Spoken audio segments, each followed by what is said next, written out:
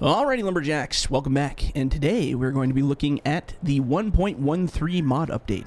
This is one that I've been working on for what feels like several months. And now that we're in January, well, January 6th is when this is coming out. That will be the time to release it. So I do have a big long list of stuff that I need to go over for all the updates. First of all, the new map, which is Sitka logging map. So this is just a new area, new map. It's actually a really big map. There's a lot of play here. So you got 2 islands, and then we have this notorious swamp area, which should get kind of exciting. So I'm just gonna do a really quick run around. We got our little log mill kind of area here. You can unload your logs into these bunks just like the other maps, and they'll sell. Or you can drive a truck straight through the middle and hit the sell, and that'll roast them out too, just to get them gone. Like I said, it's just kind of a different style sawmill area. It's nothing too crazy special, but I do like it. So you will see on this map a few of these humongous trees. They're huge. These are the big Sitka spruce trees.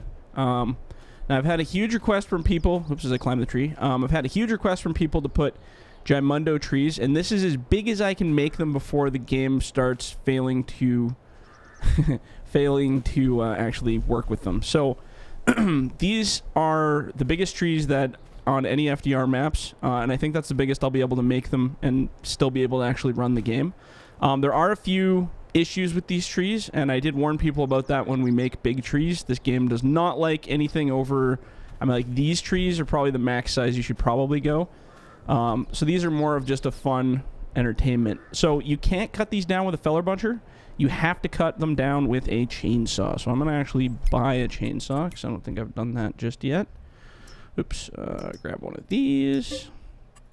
Okay. I'm going to cut down one of those with that. Oh, I got to buy the map too. There we go. Buy the land. Okay, so here we go. So like I said, these are huge trees. So the only way to cut them down is to use a chainsaw. And as you can see, it just barely reaches the range of the chainsaw. So let's cut it and follow it kind of in this direction. Now again, notice some stuff that I have to point out about these trees because they are not perfect. They're very much just there because a whole bunch of people wanted them. So big trees. Oops, bouncing back at you. So there's some texture issues. Sometimes you'll see on the bigger parts, you'll see kind of a texture tearing. I tried to mitigate that the best I could. Basically what was happening was this base of this tree is too big for the actual texture of the geometry of the tree, so it stretches it out. Now in order to keep it so that the bottom is relatively the same texture, it does overlap, and what happens when it overlaps is it causes these weird rings to appear in the tree, and that's just from the base doing overwrap on the texture. So there's one there, there's one there, and then there's one up here. So as weird as they look, it's actually kind of a bonus if you're using a hand tool because it tells you where to cut it pretty much. So if you delimb and cut some of this stuff off, I'm just going to kind of do the classic delimb here. Yeah, it's kind of like marker points almost because it tells you if you cut right in the middle of all of those, the trees are pretty much right on the dime lined up with each other. So I'm just going to get all the limbs off of this bad boy. At least up until this last ring here, wherever it is. There it is. There we go. Yeah, I'm not worried about the top.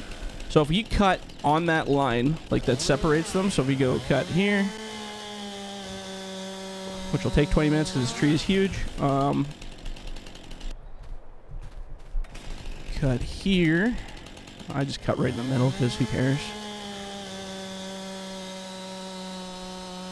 And do I need to cut one more time? I can't remember. Let's take a look here. I think there's one more cut. Yeah, one more. And like I said, these are huge trees. I don't know. I've really not done a lot of testing with the what size to cut them to hold them on a truck, but I find when I cut them into these smaller pieces, they fit quite well even on the pole trailer. So because I got super strength on, I'm just going to drag this tree over here, in theory. If I can get it here. There we go. So, if you cut it on those marks, it almost lines it up pretty darn close, with the tree. Because as you can see, they're almost, I mean, there's a little bit overhang, but for the most part, it's pretty darn close butt to butt for its size. So, as weird as those markings are, that's just a texture a texture glitch thing that I'm not able to fix. But anyway, you guys will see that and wonder why there's a ring around the tree. It's not intentional, but whatever. You can use it as a cut point or something for your own stuff. Yeah, okay. So big trees. There's lots of really neat little areas in this map to go explore. Let's take a real quick whirl at the swamp, because I know a lot of people have been begging me to put a swamp on a map. So we have.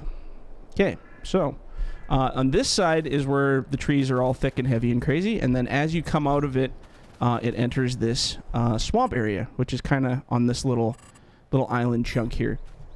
Now the swamp area is very similar to previous maps. Lots of these kind of dead trees, and there's lots of trees that are felled down on the ground and stuff that you can play with. Mostly waterlogged areas. You know, you can bring your skidders through and drag them through. But I did put a lot of these dead trees because these are actually pretty fun when you get them in a big bundle. There's a few of the big guys too, and some laying on the ground. But it's a huge swamp area. There's lots to play with out here, and I know lots of guys wanted kind of that swampier, gritty kind of look, and yeah, turned out pretty good. Pretty good. And one of the textures we used is actually the it's like a plow texture, and I love it because it just makes the ground look so rough and brutal. So if you guys clear it all, you could probably plant a farm down here and it would work out for you. You wouldn't even have to do anything. The ground's all ready for you, right? But yeah, pretty cool. It's a neat little area, and there's just lots of little weird spots to explore. And I don't want to give you them all here because there's I'll let you guys discover some other ones. But let's go down to the switchbacks here. That's a good spot, just kind of for fun. If I can figure out which way the switchbacks are they behind me? Where did I go here? I am on the switchback road. Oh, that's why. Okay. So there's this big switchback road that kind of goes way up into the hills here. Again, these little roads and stuff are pretty gritty and fun to kind of climb up. You get lots of really nice little rocked areas, and I think it's going to be really fun. Like I dropped a buncher on this map a couple times, and you can just get lost on this map and go have fun. And there is tons and tons of these little side loopy logging roads. So anywhere you see the outline of these, you can kind of see the outline of it. I didn't want to make it super prominent, but you can just kind of see where these little logging roads go, and they're everywhere, all over this map. The tiny little, here I'll transport to one just so you guys can see. I think this is one here. So yeah, all they are these little cutoff roads. So you got your main road and then these little cutoff roads, and they just kind of go whew into the bush and take you on these little adventures up the mountain and into the hills and wherever the heck you want to go. But yeah, it's a huge map, a crap ton of trees, and it should be really fun for you guys to play with. Anyway, I've been talking about this map for way too long. You guys will get in there and play it. So I'm just going to go off my patch note list, and some things may change as I get closer to release. I may update some things, but so all maps and mods have new thumbnail photos. So on all of the equipment, if you go to here and to here, you'll see all the machines have these new thumbnails, which are actually quite pretty compared to the old ones.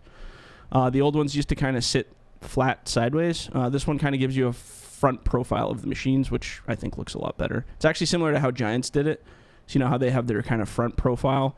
I tried to get kind of a front profile idea as well. Similar. Not the same exactly, but similar.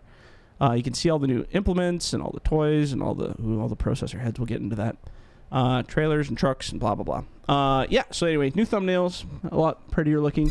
On every single map, they have a new color grading system. And what that means, it's nothing as complicated as it sounds. But basically, I've updated and played around with the settings to make the maps a little bit brighter, I guess you could say. A little bit brighter and a teeny bit more colorful. Not like crazy amount, but I found some of the maps were just lacking in... I really like color on maps when I'm playing.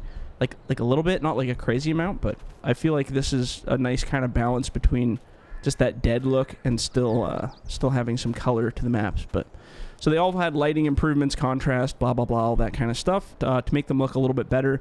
And when you're processing in darker areas or like running your equipment in darker areas, you can see a little bit better. Some of the other maps I had, it was like super duper duper duper dark. Like you'd drive into this area, and if you didn't have the lights on your machine all the time, you couldn't even barely see what you were doing. Well, it would be harder to see what you're doing. So now you'd be able to actually operate in those darker areas. All mods reintroduced the shiny metal instead of the flat color that was previously on the machines. So this is a big update. very big change, and it's a controversial change. I'm going to buy the Tiger Cat because that's always my baby. So I'm just going to buy it. We can look at it here. So, previous versions of FDR Logging mods, the body color was flat. There was no reflection, no shine. You guys remember that. Very flat. So by popular request, my whole thing was I didn't like the bubble look on like the reflective material. It kind of has that blue bubble look on it. But honestly, I found a material that isn't too bubbly. It's a little shiny, but not. This is the lowest one I could find to still make it look decent. But you can see all the glints on the metal and stuff, which I know a lot of people were asking about. You can get that kind of shiny, reflective metal on the boom, on the arms, on all that stuff. And the tracks as well, right? So the tracks have got that kind of a metal worn look now. Before they were just flat black, and everybody said it looked kind of like a cartoon toy. So it kind of amps them up a little bit to give them a little bit more, a little bit more of a better look, I guess you could say. But like I said, the reflective qualities on the boom and stuff are kind of nice. It does make it look prettier, I guess, but that'll be one of those controversial things. Some people love it, some people hate it, but you guys can leave your opinion in the comments about whether you like that or not. So, all machines, big FPS improvement. Okay, so this is a neat one. So, frame rates on the last time, or on the last update, the 1.12, were horrid. When you had more than 4 or 5 machines working in the same area together, the frame rate of everyone's games would just go right into the crapper. Like, it was terrible. And I couldn't figure out why. I thought maybe it was too many polys on the machines, or maybe there was something weird going on. Turns out it was the sound. So, unbeknownst to me, in the last game, they used to have sound files that basically played over your machine, and it would just loop a sound file, right? Not very hugely in performance affecting. I guess with this new game, because they have that new sound engine that they're using, it has a template system that basically gears up your machine to the sound of your tracks or your movement. And what's happening is it's an engine, like a sound engine built into this game, and it's processing all those sounds on the fly, like live. So your CPU is getting just blitzkrieged by these processes, right? So silly Jordan, not knowing any better on the last update, I wanted to make the machines sound more aggressive and more cool. So I just piled on these templates, like multiple templates in the same machines, and to try to give them a unique sound. I'm like, oh, this is really cool. But turns out with 5 or 6 machines processing 8 or 9 different templates, apparently that all happening at the same time was causing it to just lag the game out, and it became almost frame rate impossible. So the way that I figured out that was the issue is I bought 6 or 7 or 8, maybe it was 10. I bought like 10 Tiger Cats and had them all in a row here, and my frame rate didn't drop. I was looking at them, I got in it, I sat in it, nope, nothing. Frame rate was fine. I was like, oh, that's weird, because whenever I get them together on multiplayer, it goes to crap. So what I did is, I don't even know why, but I went through and I started them all, and then suddenly my frame rate dropped like in half.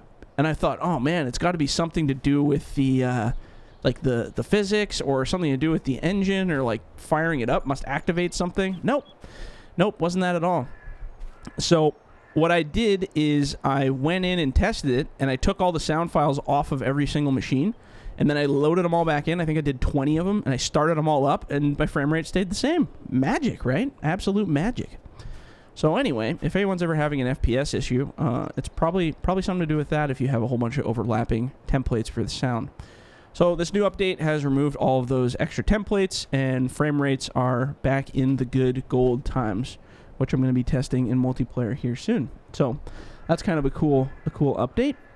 All machines, fixed volume issue. So also by fixing that sound issue, you'll find when you're working a whole bunch of machines together, you're not going to get that.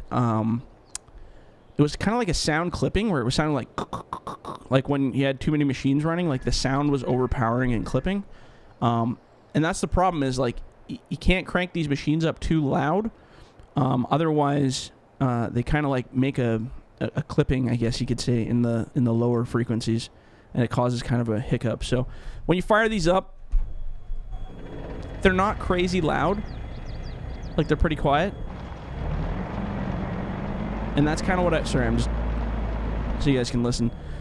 There's a reason that they are that quiet, because when I get a whole pile of these working together, especially in multiplayer, we'll have, 8 or 9 of these machines working back to back, feeding and processing.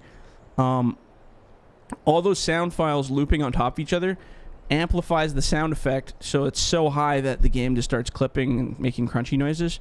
So that's why these are turned down a little bit on the volume side, in case people are like, your machines are too quiet. Well, turn up your volume. Okay, so that got fixed. The clipping issue. All machines decreased fuel usage per hour. So now these machines used to kind of blow through the fuel. The skidders, the process, everything while you're running it. It would just blow through the fuel like really bad. So now I've decreased that a bit. So it still goes through it at a decent pace, but not crazy. Like I'd say it's like 30% less fuel consumption now on all the machines, which I think a lot of people will like, because then you're not having to fill it up as much. And then some people might hate it, because maybe they like filling it up, but we will see. All processors are now attachable to any tracked machine. So this was the big change in the update. And with that announcement of the new ones, we also have 2 new processor heads. We have the Waratah fixed processor head, bonk, and we also have the Waratah dangle head. So now when you load these, they are detachable, right? So because there's so many physics involved in these things, there's a lot of buoyancy in it. So when you load it into the game, this is actually pretty funny. Okay, so let's load in this one. So they fall kind of like that and bounce on the ground, and they lay there. It'd be nice if they stood up, but they don't. That's just something I played around with, and they don't. So deal with that, right? So now to attach them, it's actually really easy. I set it up in a way that is actually super, super, super easy to do. It's very similar to how we had the Grapple. So all you gotta do is basically just line your head up over top of it, like so. And if it's not showing up, which this one did, but if it's not, you can either hold down the rotate or drive around it, but hold down your rotate grapple button until you see that Q at the bottom there. So you hit Q, attach the head. Now, as soon as you attach the head, it locks out your boom tilt control. So that if I hit G, it'll switch to back to my machine. And you see that little tilter on there? That's your thing that gets locked out. And I do that on purpose so that you can line it up to a position that you're happy with, and then hit G again. It locks it out. So now, like I said, I'm moving my tilt, and it's not doing anything. And the reason I did that is too many guys, when they're operating, accidentally, while they're swinging or moving their boom, they hit that tilt button. So then they're processing and then slowly tilting their whole head up. So you find a happy medium where it's about level, and I mean that's probably about level there. Then hit G on your keyboard, switch to it, and that locks it out. And then you can drop your heads down, play with them. This Waratah is actually a really beautiful little model.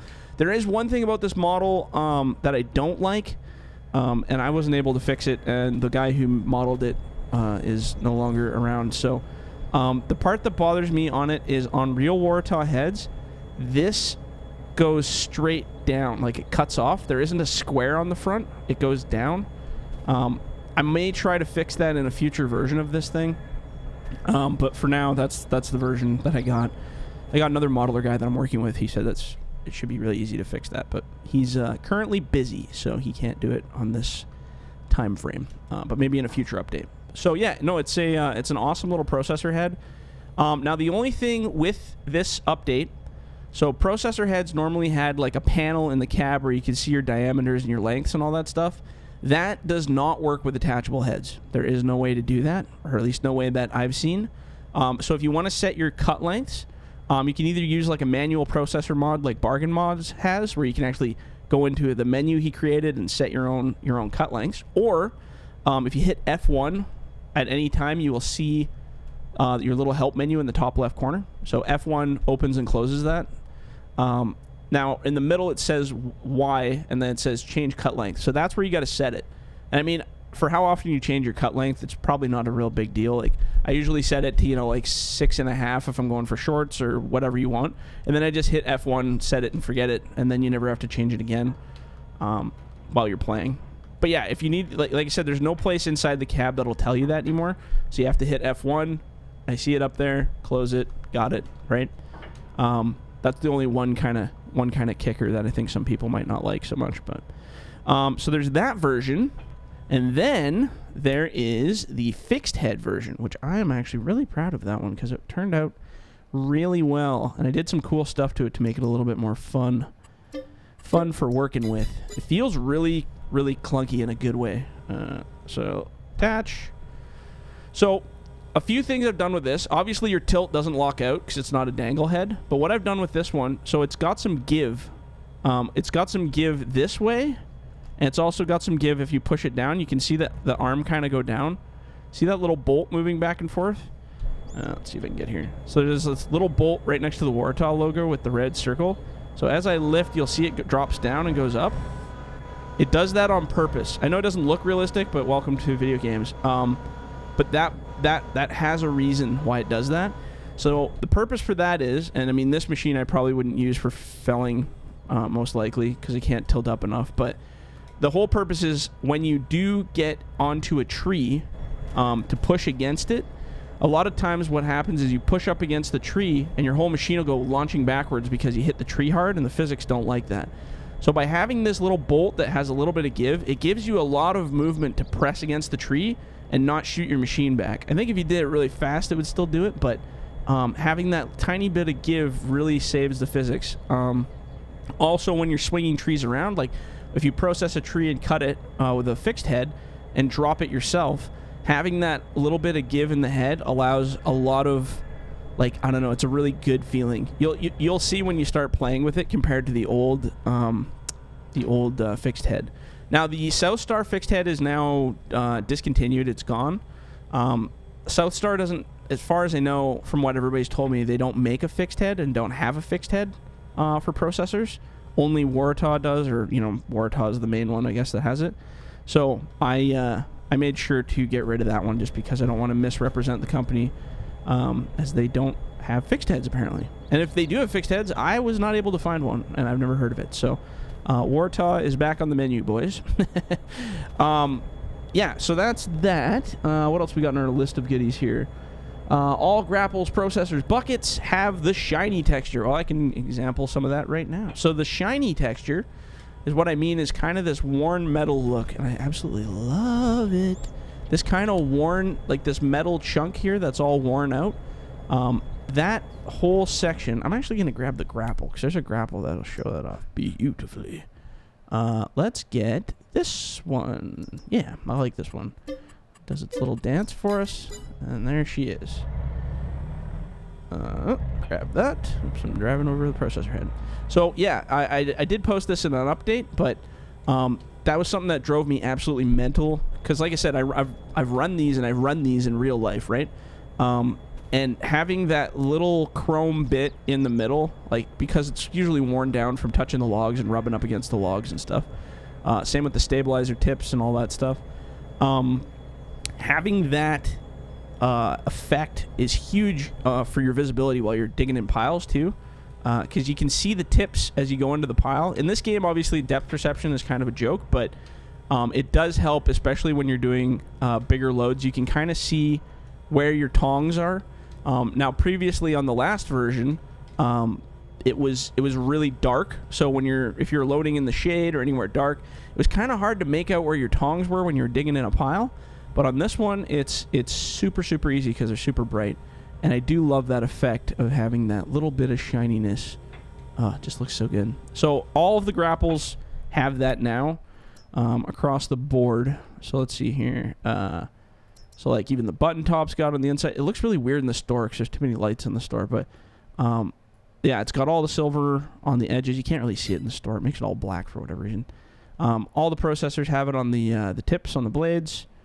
I think that was it. Oh, the buncher head. Oh, you gotta look at that. That's beautiful. I'm just gonna buy it because I hate the way the store makes it look. There it is. Now this is the wrong machine to attach a buncher head to.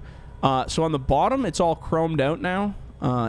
Before it was just kind of like a flat color, and now it's all chromed out across the board on these edges. Chromed out on that back of that bucket. Here, I'm just gonna lift this up so we can actually see in here. There we go. So it's chromed out on the inside here now too, just where all the wear marks would be from grabbing trees and areas and such. Yeah, and the blades all chromed out on there too for when she's spinning. It actually looks really good when you're operating with it. And again, it's color selectable, so you guys can pick and choose whatever color you want for that. But yeah, no, really cool. And I know a lot of people wanted that, and I was just not sure how to do it, but I found a way, and it turned out really good. Next on the list, grapples. General physics improvement. Oh, yes, the grapples. This is exciting. So, the grapples have changed a little bit. And I'm going to walk over here. I'm actually going to cut this tree up. So, what I did is I followed suit with kind of real life. And what I did is I have variable, how would you say it, variable pressure to each grapple. So one of the grapples actually squeezes a little bit harder than the other side. So it gives almost that variable hydraulic feel. And what I did is I took the friction, like the dynamic friction of the one side, and I took it right off of the head, or right off of the one claw. So now when you're grabbing in a big pile, I'm just going to cut a whole bunch of this crap out of here. So let's just gnaw off that. We're going to gnaw off that. I'm just making a whole bunch of random cuts here. No rhyme or reason. Sure. So now, when you go to pick up logs, as long as they're not too odd looking and weird shaped, you can really smoothly slide them up into the grapple. So I see even watching that as it slides up. Before, they used to hang up really, really bad on the grapple while you're picking stuff up. So you'd go to pick it up and it would almost stick like that while it was trying to roll, but it wouldn't roll up into the grapple. So now when you actually bite a pile, they roll up really nice and it squeezes really good on it. Like it's a really tight grab. So again, I'm just going to kind of go through here. And this is kind of what I've been trying to do after running these things in real life and unloading lots of trucks and doing that kind of stuff. They really do grip really well, especially when you grab a bundle of logs. They shouldn't be farting out and having a problem trying to pick up logs. Like it's pretty good. So now when you go pick up a big pile to throw it on a truck, they really close well on them, and they slide up the grapple, as you can see here. It kind of like slides up in it really well, regardless of the tree physics. But it's pretty cool when you're loading. I don't know if anybody's ever loaded in real life, you're gonna notice the difference right away when you go grab a pile and suddenly it's like, oh my god, I grabbed them all. It slid up into the grapple. Like, what the hell? That's wild. Because before, like I said, you'd get one, maybe two, and it would jam, and then it wouldn't slide anymore, and you couldn't get any more in the grapple. But now, like I said, you go into a big pile, it's just like, shloop, and you just get this good, meaty grab. Sorry. I love that. That's just such a great feeling. But yeah, all I had to do was change the variable strength, so one side grabbed a little harder than the other, and also took the friction down on one side and left it on the other. So that way it allows one claw to slip and slide up the side and push it up the other side, while the other claw holds it in place. Pretty neat. Pretty neat. Okay. Next up, all trailers. So all log trailers. Oh, this was a controversial thing. So what we had a problem with log trailers. I'm just going to buy one of these because who cares?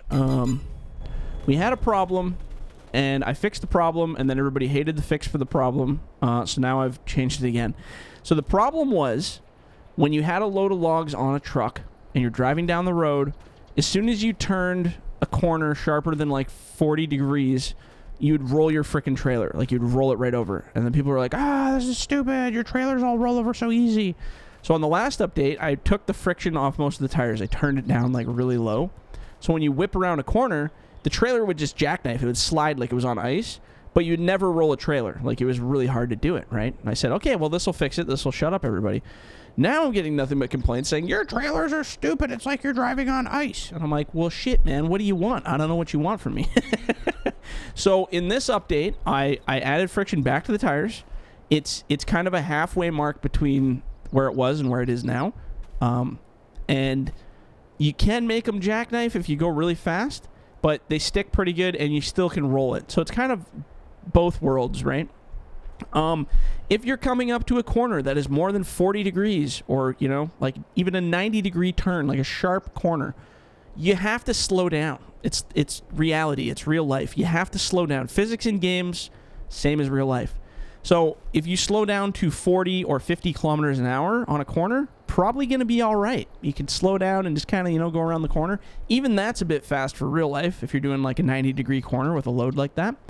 But you have to slow down. So to anybody who's complaining about rolling the trailers, you got to slow down. On straight stretches, go 500 kilometers an hour. It really doesn't matter. But as soon as you see that corner coming, you got to back her down to like 40, 50 kilometers an hour if it's a sharp corner, so you can gently roll around it so your load follows you. It doesn't just jump the tracks and go die.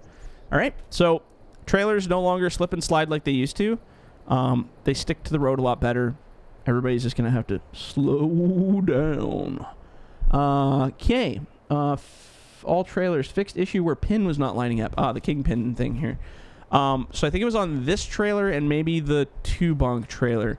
But this pin that was in the middle wasn't lining up with the center of the truck. It was like way up here and it looked really weird. So that's fixed now on all of these trailers. Oops, my computer bumping buttons here. On all of the trailers we fixed that, so now it sits properly in the hitch on the back where the kingpin is supposed to sit.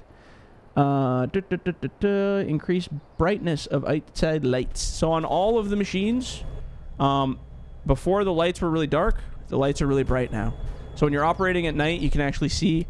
There was a lot of people complaining that it was like way too dim, and I agreed it was really dim. I lowered them down so they weren't so extreme. But now, as we can see, if I set my... I'm sure I have it in here somewhere because I'm too lazy to... Oh, there we go. Now, your lights are actually pretty bright for the area. We're at the mill, too, so that's probably a bad sign. Let's go this way. Like I said, all the light from there is coming through. But as you can see now, it's actually fairly bright. Now, I don't really log at night in this game because I think the darkness in this game is just freaking brutal. Like, it's pretty... I don't think it's done really well. I think the nighttime, everything looks a little bit weird, and I don't like it. But, I mean, if you're one of those people that likes to log at night or whatever, now you have a fairly bright light on all the machines. And they're all pretty much the same brightness, so when you're operating, you'll be able to see a lot better, as opposed to, you know, darkness. Right. So, anyway, that's a thing now, so hopefully everybody will like that. Let's go back to the morning here. There we go. Okay, so that's done and done. What else we got on this list of good times? All track machines. Fix the issue where if you have low frame rate, they would spin. Oh, this was annoying. Okay, so we experienced this in multiplayer lots of times because our frame rate's usually horribly low in multiplayer due to so many people playing and a lot of processing and all that stuff. So what was happening, and I'm just going to switch to physics mode because it kills my frame rate a little bit. So right now, if I turn that off, so 60, if I drop it into this mode, it goes down to 40 because it's just slow. So basically what was happening when your frame rate was low, and these tracks are still jittering a bit, but they would like literally 360-degree spin like all the time. They still move, and they have to move because the game has to play catch-up. Oops, let's bring our boom in just a teeny bit closer. There we go. They have to move a teeny bit because if they don't, then the game will crash, if that makes sense. So basically what's happening is that jittering that you're seeing to cause the tracks to even turn a teeny bit, all that is your computer's frame rate is lower than the game's processing. So what's happening is the game is trying to play catch up because your frames are low. It's trying to process that data ahead of itself, and it's going, hey, wait, oh, hey, we're catching up. But if you do this in 60 frames a second, or pretty close to 60, you don't get that. Oh, there we go. See, as you can see, everything sits stable. Now, this game is horribly optimized for frame rates. It does not have good frame rates. That's just the engine, in my opinion. I have a lot of opinions about the engine, but it's what we got, and that's the reason your guys' track spin. Because as you can see, it doesn't do it when the frame rate's high, but when you start getting low frame rate, like 40, and worse, sometimes in multiplayer I get down to like 15, like it's brutal. You're going to see jitters and jumps, but I did fix it so that it stays way more stable than it did before. Because in multiplayer we were doing it, and the thing was like the tracks were just like free spinning, and you'd slide like across the map. It was really bad. Anyway, so it's more fixed. It's not 100% cured, but I'd say it's definitely more fixed. All track machines, I made the swing and the swing on the boom a little bit more responsive. So now it doesn't lag as bad. So when you're going and spinning, when you stop, it actually stops pretty good. Before, the swing brake stuff was a little bit too laggy. And I agreed, because even operating them in real life, it's not... That's pretty realistic right there, that for a swing brake stop. Some are, depending on how old the machine is, some are a little bit better. But so I made that a little more responsive. Tracks no longer sink in patchy ground. Oh, that was a big one. Okay, so I didn't know it was a feature, but I turned it on. So now all these tracks, when you're driving, what was happening before is the tires have a feature that makes it so they sink when you're driving in like a hole on the ground. So if I drove from like cement like this onto grass or into dirt where you cut with the buncher, it would sink into the ground. Like it would literally just like, and your machine would wobble back and forth while you're trying to operate. So annoying, right? So now, no matter what surface you're on, as long as it's ground, it's going to stay level all the time while you're operating, if it's just a texture you're driving over. So that'll be huge for the people who hated that. Improved track turn speed, so it turns a lot smoother. So when you're turning your machines, they're a lot more responsive. They turn a lot faster. They have more torque. They're prettier. I redid the chassis on all of these machines, so they all have like a much cleaner looking one of those. Everything's a lot more like, I don't know, better looking, because the other ones were really glitchy, and sometimes like the sprockets were through the track on a couple of them, and then the high risers were like stuck out the top of the tracks, and anyway, it looked really bad. So we fixed all of those. That was a big improvement. What else did we miss here? All skidders increased the machine weight. Okay, so skidders, I don't need to buy one, but I can show you. So skidders before had a real problem. As soon as you tried lifting anything too heavy, it seemed like the front tires would come off the ground quite a bit.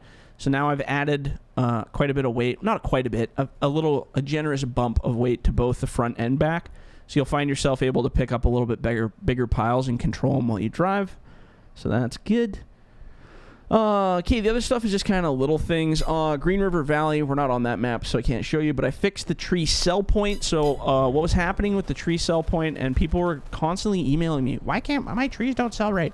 So my bad, because I didn't realize it, but if you guys can see this orange outline of this box that I'm kind of aiming across here, that's the cell point range, right? So it basically starts right on the tips of these all the way to the back here. So on Green River, what I accidentally do is I didn't put the rotate in. So this thing was actually sitting straight through the center, and it barely even touched these two side bunks.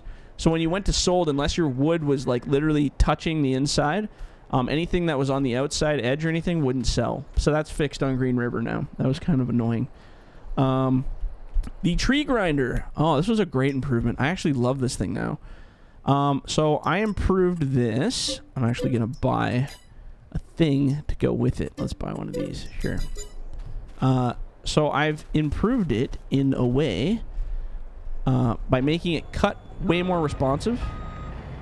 I made the cut more responsive. I changed the texture. So when you're carving away with this thing, it makes a plowed ground texture instead of a cultivated one. So then the ground actually looks like you just ripped the living crap out of it. Before, it gave like kind of that nice, pretty look, and I really don't want that for logging. I want it to look like I just abused the ground. Okay, so when you fire this thing up, I don't think it cuts right away. You have to hit Y or V. Yeah, V, sorry. Maybe Y and V. But now it leaves kind of like this plowed texture on the ground instead of that like really clean look. I think I did the same with the buncher as well. So now when you're carving away at stuff, it actually leaves that kind of plowed texture, which looks really cool. Again, the height on it's changed a little bit. So as you can see, it starts activating a little bit above the ground, because some people said they had to like basically slam it in the ground and drive, and they hated doing that. So now you can basically like kind of paint the terrain with your head while you're swinging it around. And same difference, the cutter is a lot more efficient. So when you're cutting stumps, you can be quite high off the ground, and it'll guarantee that you'll get those ones deep down. It also cleans up bits a lot easier, so you can, rotate your head around and clean it up and keep it all nice and all that fun stuff. You guys just in general will notice it's way more efficient than it was before at cutting. Low bed. The low bed, I improved the ramps on it. Some people are still reporting issues, and they probably always will. With the ramps on the back, when you went to drive up it with a machine, they would catch sometimes and launch the trailer ahead. My advice to people, I think it works good now, but if you have a problem with loading a machine, either put your boom down and lift your tracks up a teeny bit just to kind of get up a little bit, or drive really slow, like 2 kilometers an hour, slow, and let it grab and climb its way up. If you run at it at full speed, sometimes the collisions are off the ground based on wherever you're parked, and they'll be pointing up, and you'll hit it with your tire, and it'll push the trailer. So it's improved now, but you can still probably mess it up if you're not careful. Tiger Cat 880, I fixed the inside screen because the lights were not lighting up the screens at night, so that's fixed. Pull trailer, I removed the stupid mud flaps. Okay, that was something I should have done a long time ago, but I was just busy. So on the rear end of this thing, there used to be those big chunks that stuck off with the mud flaps. Problem was, because this trailer's got so much suspension bounce in it, those things would go like into the ground and they'd be like underground, and it looked really stupid. So those are gone now. It looks way better, the whole trailer in general. So that's gone. Fix the stupid what was it? Oh, the 240. Some of the booms were clipping in the base, but the one thing I fixed is these boom shields, and I don't know how I've never caught it in like all my updates, but these were backwards on like a lot of the machines, and that was just because I didn't rotate the reference node enough. But like this shielded bit of it was actually on the other side, so then the cylinders were like wide open, and I was like, well, that's not really right. So I went through on all the machines and fixed that, because I think it was on all of them that was actually backwards, and that was just a quick glitch to fix. Timber Pro Forwarder. I fixed the front wheels on it. Where is that sucker? There you go. So these front wheels down here were actually, and it's probably just me not lining it up properly, but they were clipping. They were actually inside the body, like they're like in here somehow. I don't know how they loaded in like that, but they were clipping the actual frame, and it looked really bad. So that's fixed now. Everything's tires are where they're mostly supposed to be. So hopefully that'll give you a little bit more balance too while you're operating, because it'll spread your weight distribution out. Multiple sheens, fix the boom guard. Yeah, we just talked about that. And the Pro Pack delimber, unfortunately, has been removed from the game for a bit. I don't know if it's coming back or not. We'll see. With that last Giants update, unfortunately, getting rid of that cut feature on the processor makes it so that the delimber is now completely useless. Now, Bargain Mods is working on some processor scripts and stuff like that. So I think he's got some out in the wild right now that are going. So that may or may not work with it. I don't know. I haven't really played with it. So it may come back in a later date, but for the time being, it is out the window. But you can still enjoy the beautiful Pro Pack buncher head. So anyway, yeah, so that's basically it for the update. I'm sure there's tons of little things that I forgot to write down, like little fixes and balances and weights and stuff. But overall, the experience so far has been absolutely stunning for loading, for playing. Physics and frame rate, everything's gone through the roof a lot better. So if you guys have any concerns or you find something that I missed, just let me know, and I will do my best to fix it on the next update. Hope you guys enjoy, and Happy New Year.